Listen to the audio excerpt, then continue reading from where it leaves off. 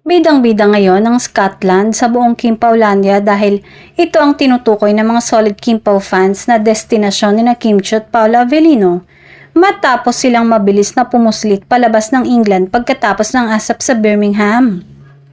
Pinupulutan ngayon ng Kimpaw supporters ang nasabing bansa para sa bakasyon ng dalawa. Sabi sa mga tsikahan, napili ng Kimpaw ang Scotland dahil napakalapit lang nito para sa ilang araw na pananatili ng dalawa. Pero hindi pa pala matatapos ang bakasyon nila.